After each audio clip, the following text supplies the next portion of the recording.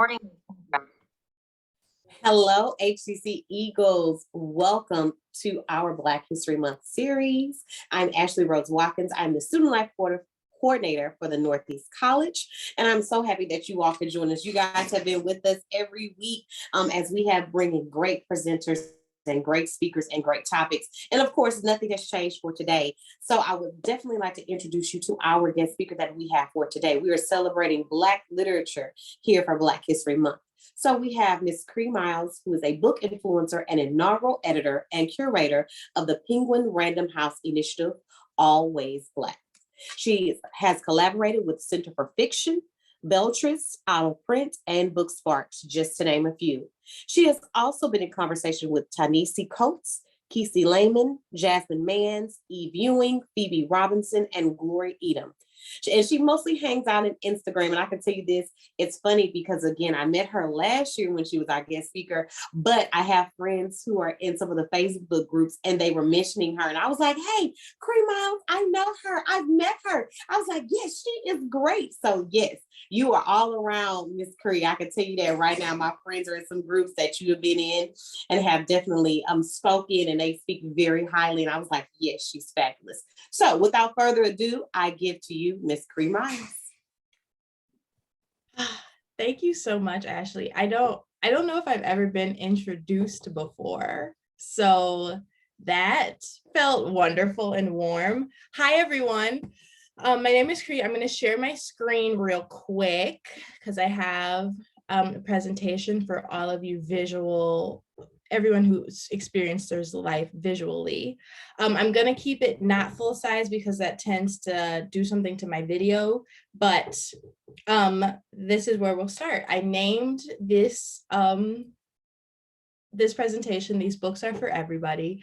It's just a term that I've coined over the last year, just in terms of, I think that our society has this like notion that if you read literature, you are part of some like elite group or situation, or like you have all of this extra time or resources.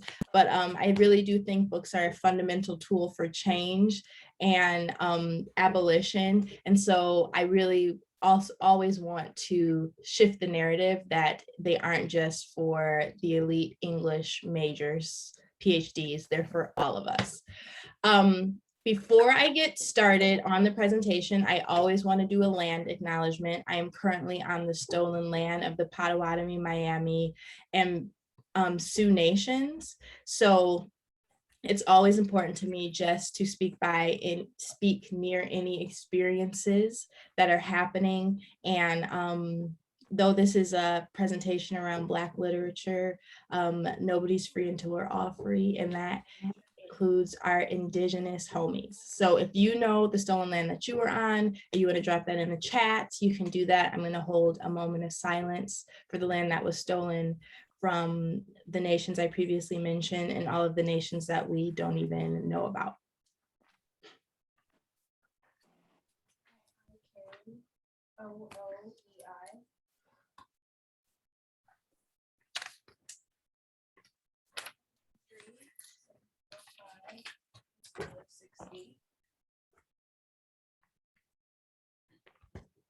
Okay, so we're in it.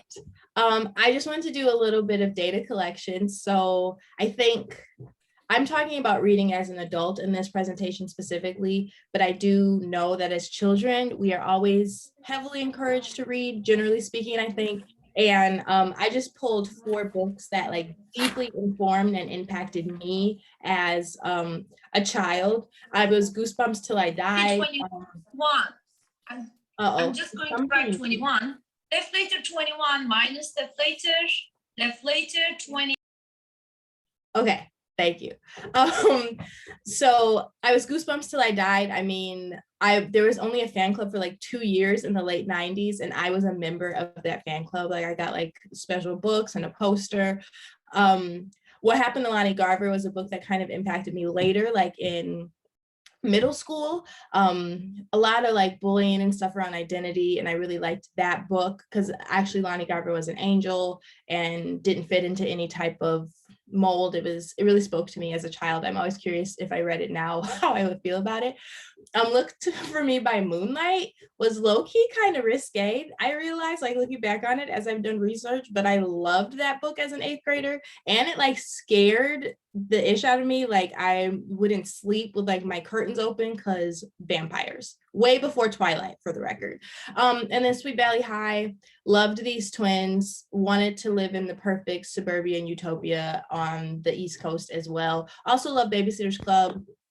Also Soldier all day, every day. I loved The Coldest Winter Ever. I loved Don't Disrespect. I read those as a middle schooler. Jodi Picoult, My Sister's Keeper. So those were all my jams as a child. And I think I also wanted to highlight this to show that I didn't like come out the womb with the resources around Black literature. Like, I had to find that kind of as an adult, and it definitely had a wonderful impact on me. So if y'all got any books to shout out in chat that like informed your formative years, drop them now. I would love to know what y'all were into. Tak si بگیرم بفرستم. Oh, awesome, Erica. I'm reading that for the first time.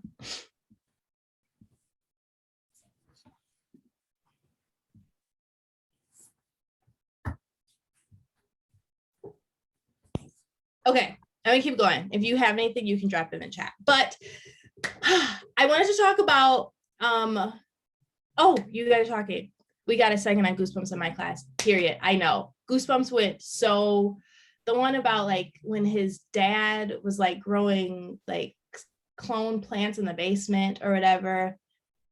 Okay, Christopher Pike horror series. I don't even know about that. I need to look that up. Babysitter's Club all day, every day. Did you watch the reboot on Netflix? I'm obsessed. Claudia is a fashion icon, period. I just needed to get all of that out.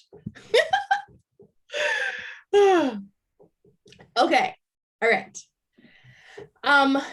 Now, let me tell you a little bit about myself. I'm highlighting my life just to show you that this year is different than last year, because last year I was actually a full-time organizer and I just did like book stuff on the side.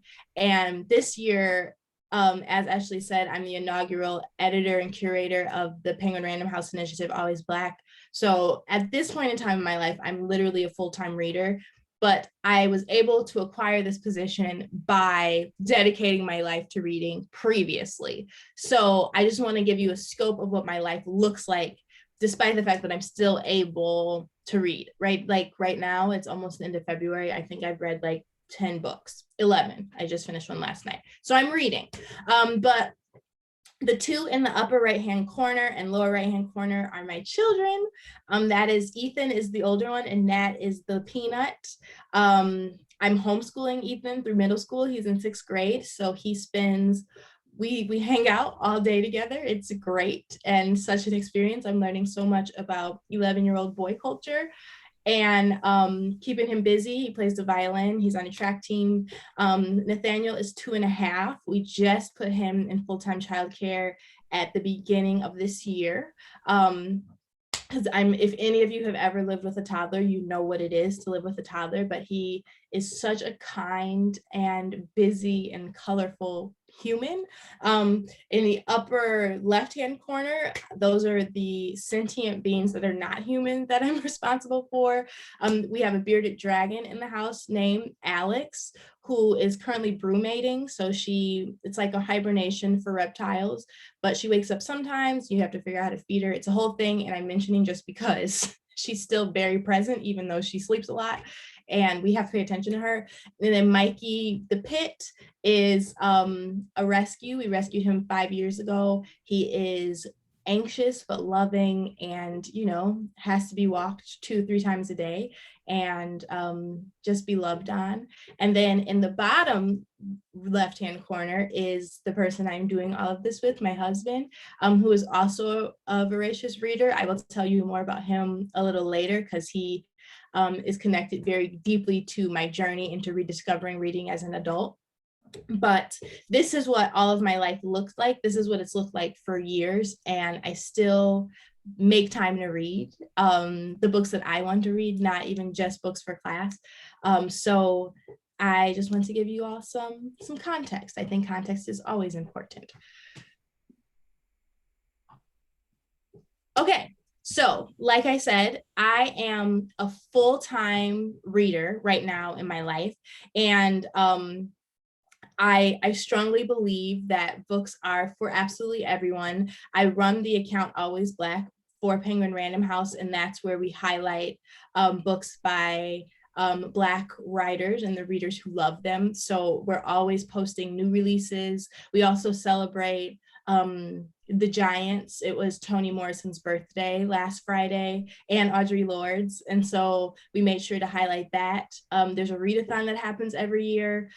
Starting last year, it's called Blacklight We Never Left. This last year, we read The Color Purple by Alice Walker, and had the extreme privilege of talking to 3 writers who have been like deeply impacted by her work, and that was a super powerful conversation. But I was charged with the task of making literature accessible to people who don't necessarily identify as readers yet, because I do strongly believe that we actually all are readers. You might just not know it yet. So I've had to come up with really creative ways to entice people to pick up a book, which is not hard because books ignite like a really extreme and like sincere passion in me. But I did just want to show you all some of the cooler things that have happened on this channel since it launched, just to see the lengths that we in the book community are going through to highlight literature and try and get people to read. Okay. So this was the launch video. Let me see if it works. This was what launched the page in May of 2021.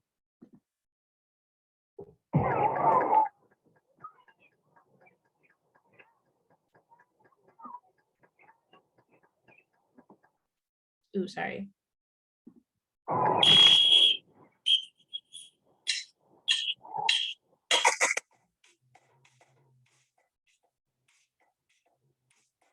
There is a sanctity in Blackness that surpasses any construct this realm attempts to place on it.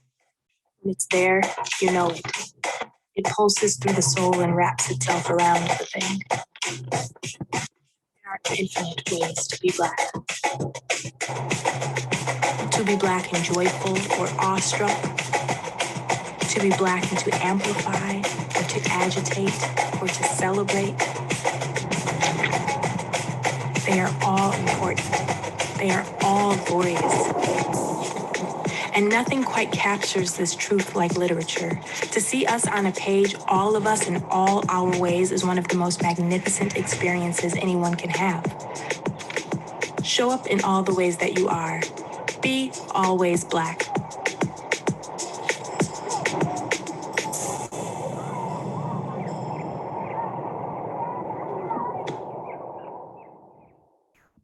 Okay, so that was the launch for the page. Ooh, don't do it. Don't do it. That was the launch for the. Sorry. That was the launch for the page with the intent and hopes of getting people excited about reading and picking up the books that we were talking about on the page. Penguin Random House is a publishing house, so that does make me work within certain confines as far as authors go, but they also are the largest publishing house in the world. So, you know, I have options, but I don't have access to all of the books. So that was it was a fun launch. It was solid. And then another thing that happens on the page, just connected to literature, but not completely like traditional book influencing, because let me tell you, a large portion of the internet book influencing suggests that like books are all about cozy sweaters and cups of hot steaming coffee or tea, and then you like leisurely consume a book. And while that is completely true, the other thing that is also true is that books can easily and succinctly be a form of resistance. And I'm not even just talking like Malcolm X's autobiography. I'm also talking fiction, which I'll get into later again around the importance of fiction and how it helps us as a society. But moving on. So another thing that I love to do, or people also audiences love, is a word of the week, which is another thing that is really musically driven, and it's a vocabulary word, and I keep a running list in my phone as I'm reading. And so if I learn a word from a book, I will put something up on the internet and usually make it a song just because it's fun. This one was fun because I loved when the song came out by Saweetie because she stole Blow the Whistle. But we're all going to learn what ephemeral means right now, real quick.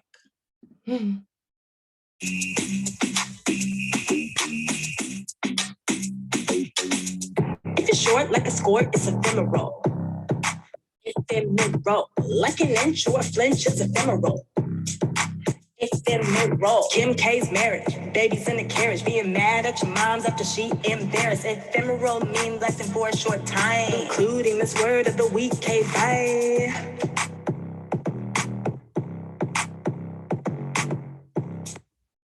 Okay, so that was actually my favorite book of last year, Filthy Animals by Brandon Taylor. It's a book of shorts. If you are trying to get into reading, or if you need something to read and you don't have a lot of time to like commit and keep up with the novel, obviously short stories are great. And Brandon came on the scene, I think in 2020, I think was his debut novel, Real Life. And he's so good. Like he's a queer Black man. He lives in New York right now. He actually got his, he was getting his PhD in chemistry. So, but then he stopped that and then went to writing school to like write fiction. And so he's just brilliant, and his stories are just so rich. And I can't speak highly enough, but I learned the word ephemeral from reading one of Brandon's shorts. So that's what happened. And in the last video I'm going to show you that I'm immensely proud of, it's been a dream for a while, was to kind of like scale up the word of the week and make a whole cipher around literature. And so I got the opportunity to do that back in December, and that dropped at the beginning of this year. And I really hope you all enjoy it. There is also Marley, she's 9, and she raps about the impact books have had on her, and it's all wonderful. So I'm going to play that quickly as well.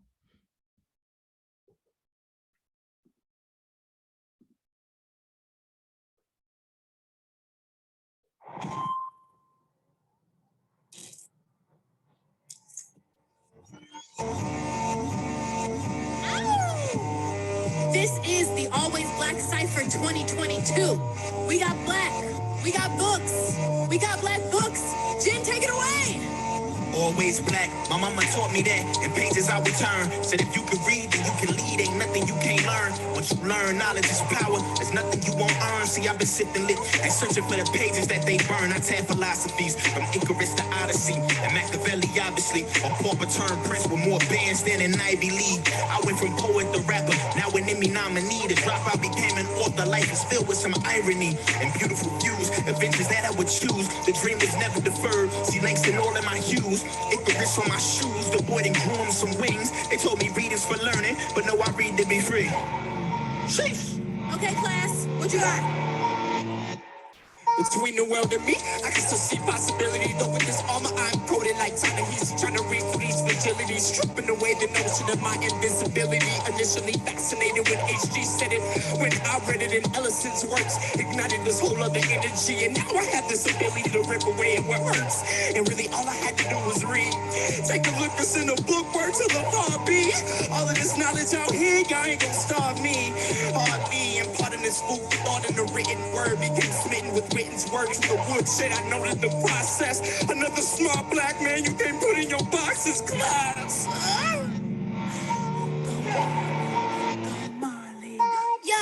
Yo, I am Marley. I'm coming to the door with the fly you can't ignore. Before I was born, I had books for me. Black girl, matter who I'm destined to be. If they wanna keep the truth from you, they put it in the book. As for me, I'ma go ahead and look. Hey, Black child, do you know who you are? Books are magical, cause it lets you go far. Reading for school, or reading for fun. Reaching my potential, cause it might must be done. Fiction, poetry, new information, novels, sports, that's the real education, period.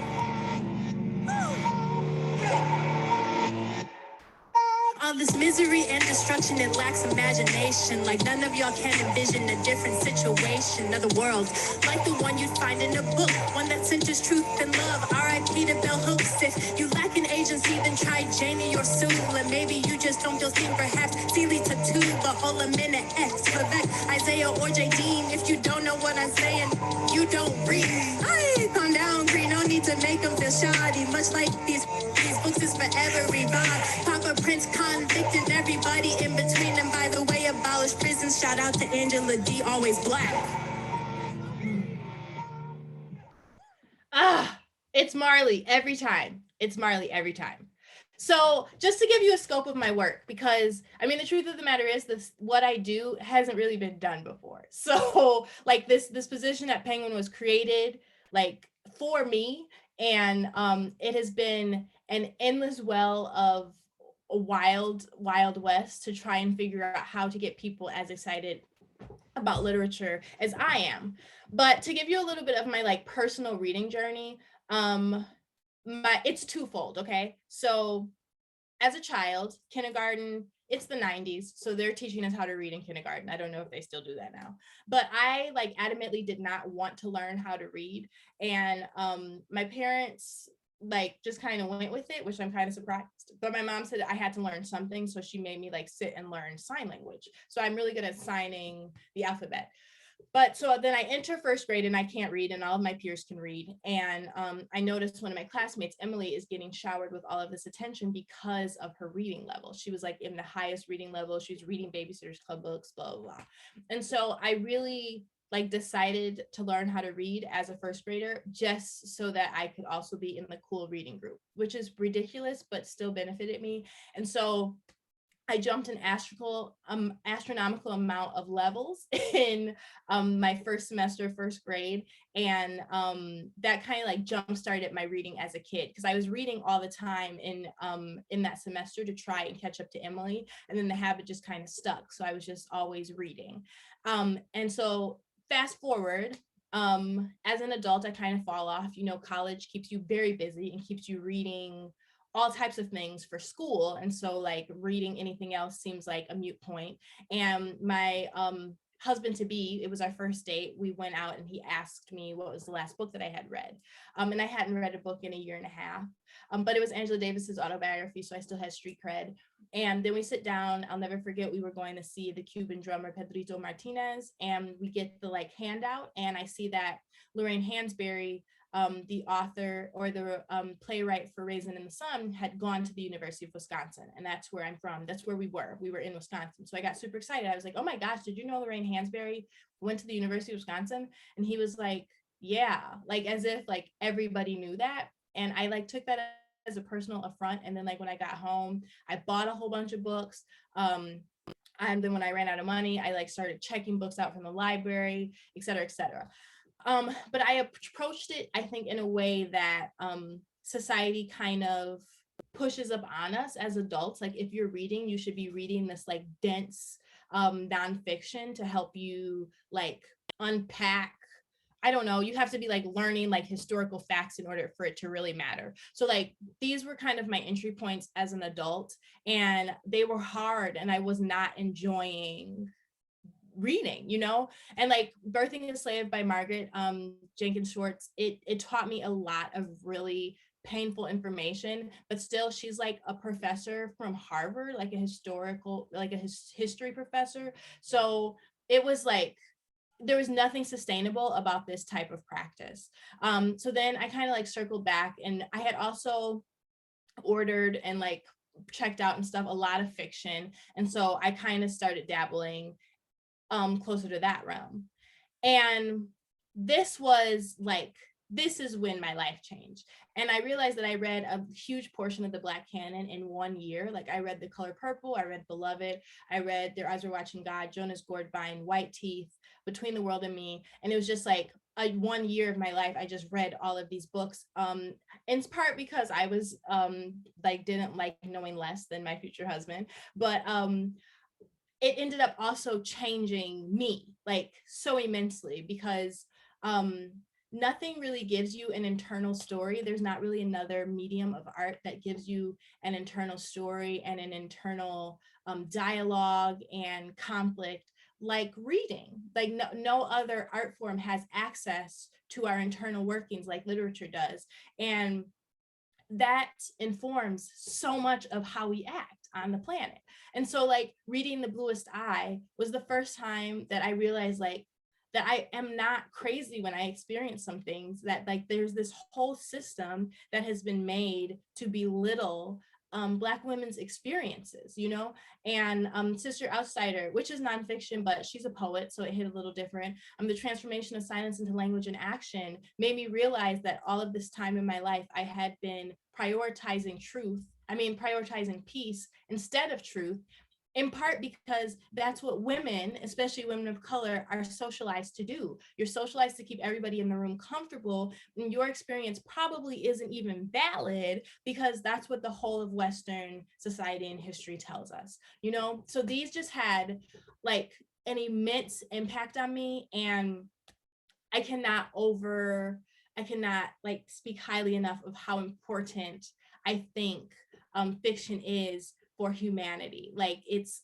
for our empathy game, for our imagination game, it's invaluable. And especially because I think right now in society, and maybe this has always been, I've only lived right now, we are in a sort of like empathy drought where people like seem to not be able to comprehend why someone else would be in pain because of a specific experience, or why someone would like act the way they do. And we really have to get back to love, which is the bottom line. And I do think that fiction deeply aids in us finding our footing around how we really should interact with each other.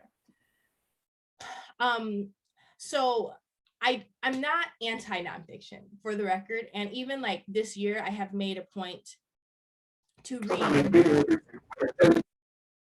because I read at the beginning of the year, I read Becoming Abolitionist. I teamed up with No Name Book Club, and I was like, oh yes, like these are like you need nonfiction for like the receipts around things and like the hard data, so that does matter a lot, but it can't be everything because it doesn't challenge you to do any internal work as a human.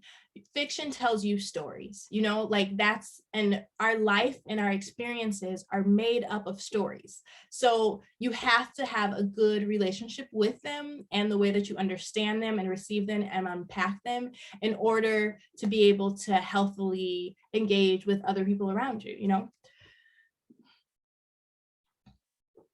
And then I mentioned imagination a little earlier, but I'm going to circle back just because we just don't give it enough credit. Like our imaginations are sacred. Like they're so special and spectacular.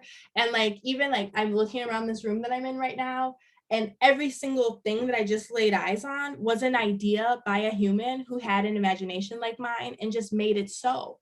And so like, regardless of like any type of spirituality that you subscribe to, it does in a way make you a co-creator with whatever created us, if you believe that, because we also create things from scratch, and that's wild. And I really do think that stories and fiction and literature are like an exercise machine for your imagination. And, you know, things function better when they're in shape. And we have a lot of challenges that we are facing as a society and a culture and a planet. And we need all of the imagining and the audacity that we can get. So, and I think that's another reason why books matter so much, because when people talk about like revolutions or any type of like huge systemic change, that all happens internally first. You have to make the internal decision first before you go out and act. And books are a great way to kickstart that. As this said, I am not a neuroscientist, so I have no idea where the things actually function. This is just a visual representation, but studies have shown that empathy and imagination are close cousins to each other. And so that's just like a win-win for us, I think, around why books matter because they heighten both of these things, and they just help us get more done. They both really do feel like superpowers to me. Like, as if we've come to the planet as humans, and our, you know, the wildcat crats, what do they say? Our like creature power, our empathy and imagination. That's wild and a blessing.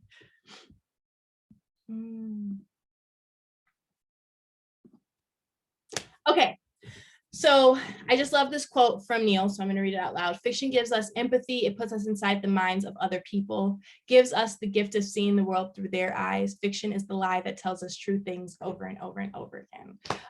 And I just love the way that that's put, because I think a lot of times people think because fiction's not real, it's not valuable, but it's invaluable because it speaks to all things that are real for us all the time. So just a caveat, I always want to say this, I don't think that books by themselves are going to single-handedly fix all of our problems. And so, you know, I'll get somebody and they will have read Beloved by Toni Morrison, and now they get it. They get slavery and they're not racist anymore. And that's not how any of this works. And like, I say that as a Black woman, but even like as an able-bodied woman, I'm not going to read a story about someone who is differently abled and then be like, I totally get it. I'm not going to read a story about an LGBTQIA homie and then be like, bow, I am too in your community, because you know that type of allyship is a very slippery slope, but it does give you the tools and the resources to speak nearby someone else's experience and make it less foreign to you, because othering people is really what automatically makes something really dangerous, you know? So being able to hold space for someone whenever they need it, being able to not center yourself is super important. And I just wanted to make that caveat that it helps, but like dismantling any type of internalized bigotry that you have inside of you is a lifelong journey that books will aid in, but will not completely dismantle by itself, because the white patriarchy is the water, it is not in the water. So we all have a lot of work to do. And that made me think of this when this came out last year, and she's an author, and she said, as a writer and reader of books, I am sorry to say that white supremacy is not going to be dismantled through diverse reading lists. I love books, thank you for reading mine, but it honestly pains me to see such power placed onto this individualized sacrosanct act of reading for empathy, if only so simple, when a novel can often be a thing you like to read to pass the time. I really want to acknowledge that, just because it's true, but it can also just be an intention. Like, don't just read to pass the time, read to change lives, you know? And even read fiction to change lives, not to pass the time. Unpack why the writer thought this story was important to tell and hold space for that. Read books about people who look and have experienced nothing similar to you, and unpack why it makes you uncomfortable, or why you have this urge or reflex to dismiss what was being told to you, and work through that. And I do think that that will completely aid in saving us. So, where do you start? Well, if you are not a reader, I know last year when I did this, a bunch of people were readers. If you are not a reader, I'm always just like, #read a book a month. And I literally just, I math this. So I pick up a book and I see how many pages it is. I divide it by the number of days in the month, and that's what I would do.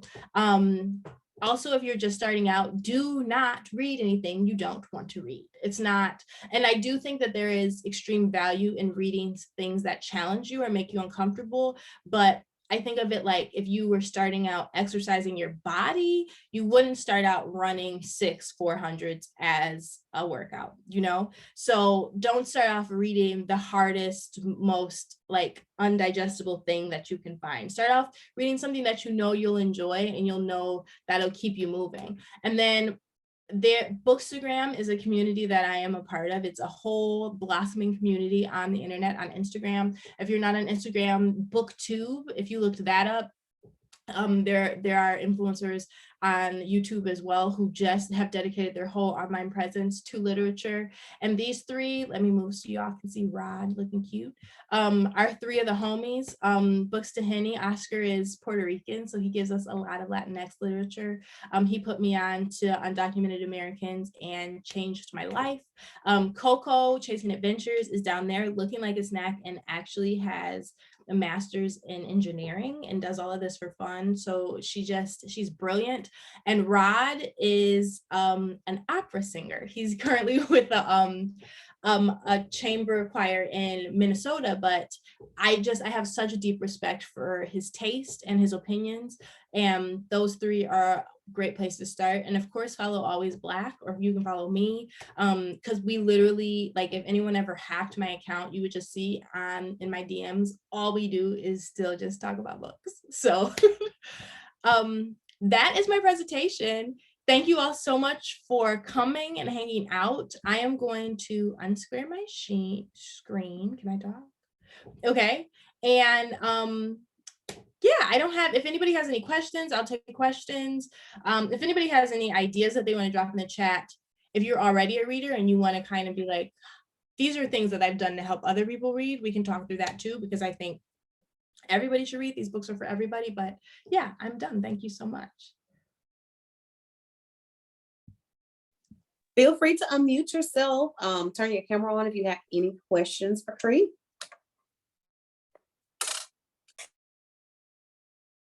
Hello. Hello. Hello. Hi. I'm actually a writer, and I'm trying to get back into reading. Do you have any suggestions with getting back on it? What did you read before you stopped reading? I was reading something on Kindle. It's still there. It was Heart of a Goon or something like that. Okay, well, when I don't know any background about someone, my automatic suggestion is always On Beauty by Zadie Smith.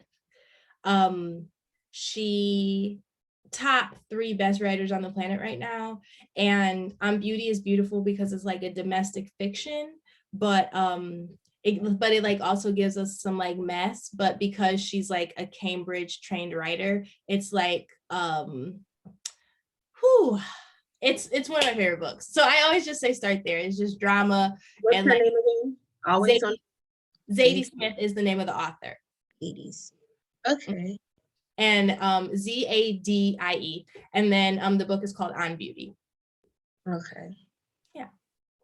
Thank you. You're welcome.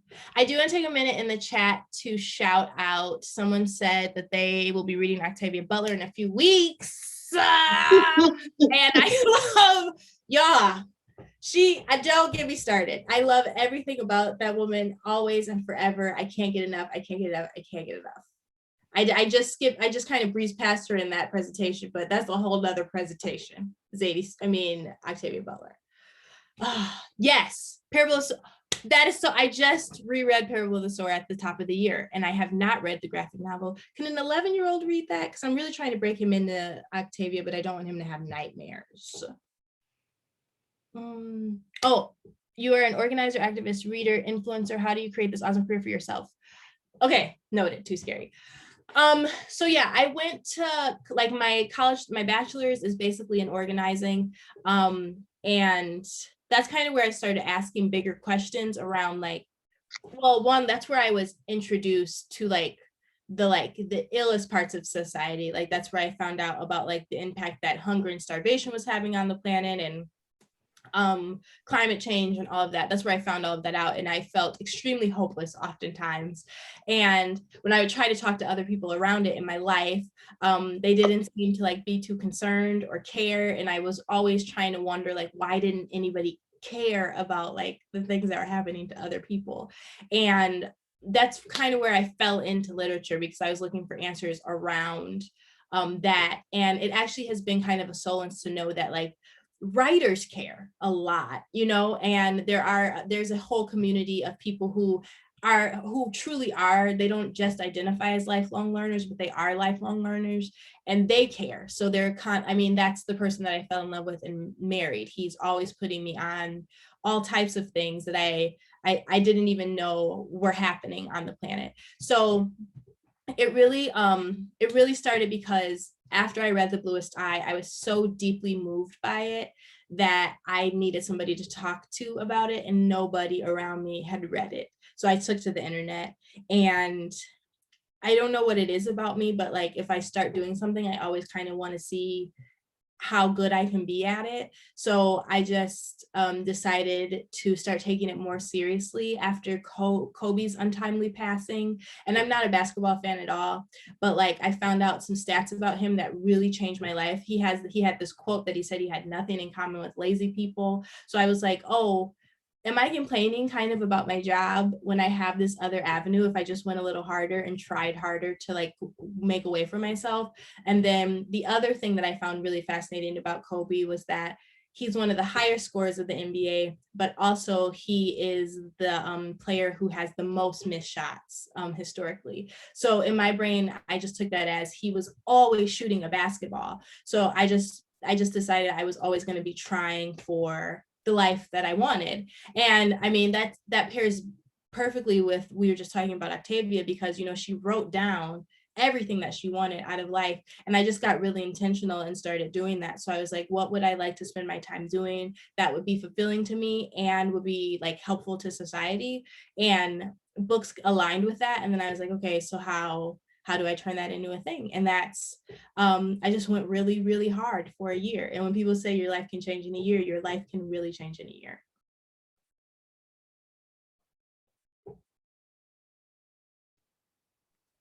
Any other questions? So let me ask you this, because I had a student ask me about this. Self-help books, are those a thing for you? Do you read them? Are they interesting? Like, what is your take on that? I love this question so much because if you would have asked me a week ago, I would have been like, never. But I just read We Should All Be Millionaires by Rachel Rodgers. I listened to it on audiobook and it has changed my life. Like, I cannot even, like, it was so good. It was so good. So I'm sitting up like, how I'm about to make $1 million.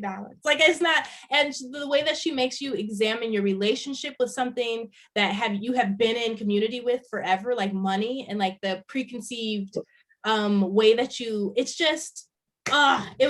just brilliant. So I do think the right self-help book will hit when they hit. But I mean, the other part of it is I think a lot of people be trying to make a quick buck, so they write a self-help book and they don't really be talking about nothing. I preview those all the time. I get that. It's just Mean Girl or Mean Boy. Yeah. Sometimes to me about that. And I want to know your take. Okay, you just mentioned something. You said audiobook. Okay, so you know, I like to flip a page and, you know, feel a page. And, you know, my baby likes to read her, you know, has her little books on like her iPad, but then it's like, let me get you this real book.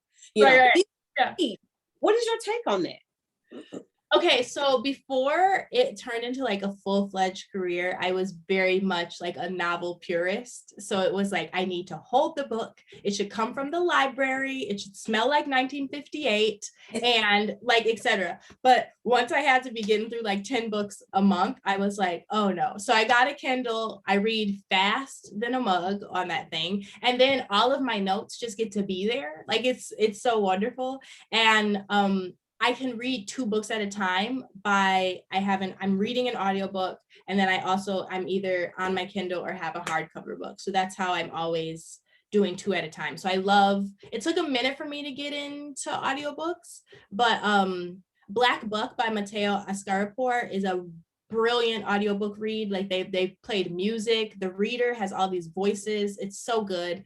That kind of was that's what got my toe in the water, and now I'm not turning back. Okay, I just was like, I haven't gotten into it. Like I keep seeing, you know, audiobooks, you know, Audible. I got these little discounts, Audible, and I was like, I don't know, I'm not sure. Also, Libby, the Libby app is connected to your local library, so you can get audiobooks and ebooks for free. Like you can check them out. It's connected through their HTC library too. So that we don't have to go. It's connected through our resources here at HTC. Perfect. Then yeah, you don't even have to buy the audiobook. You can just try it out and give it back. Any questions, guys, for Cree? The Libby app? Or is that what you're asking for? Okay. This is what it's called. And you just have to connect your card, whatever card you use to check out books, you connect it to that, and then you get audiobooks and ebooks. Awesome sauce. Any other questions, guys, or comments, suggestions?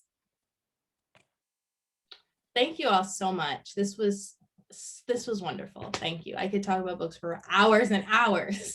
You let me tell you this, you make it fun, you make it interesting. Like, it's not just, okay, let's read the book. Because I can tell you this, I can discuss some things with my mother-in-law and it's about books. And I'm like, I really don't want to listen. But you make it just like, yes, let me go grab all the books off the shelf. But it's like, not so much. And I think it's also that thing about where she's suggesting books that I feel like I cannot relate to in some sense. So maybe that's also the reason too. Yeah. But Cree, you have been amazing as always. We love having you. You make reading interesting. You make us want to read. You give so many good suggestions about it. And then it's just like you're just a creative all over. It's not just, okay, books. Let me show you about, we're on Instagram. We're going to be on social media. And as I said before, your name has come up in conversation with my friends who are in some of the Facebook groups. I was like, yeah.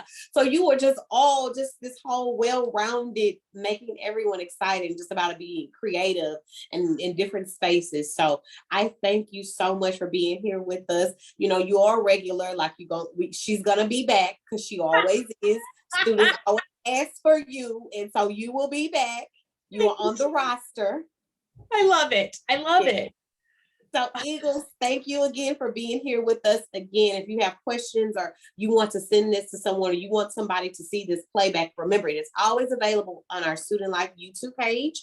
Give us 24 to 48 hours to upload. If you want to share it, if you want to go back and hear something that Miss Cree said, you can do so. So I thank you guys for being here with us today. We shall see you guys sometime next week. You know, we always got something going on. Thank you, Ashley. Bye. Y'all have a good one. Bye, everyone.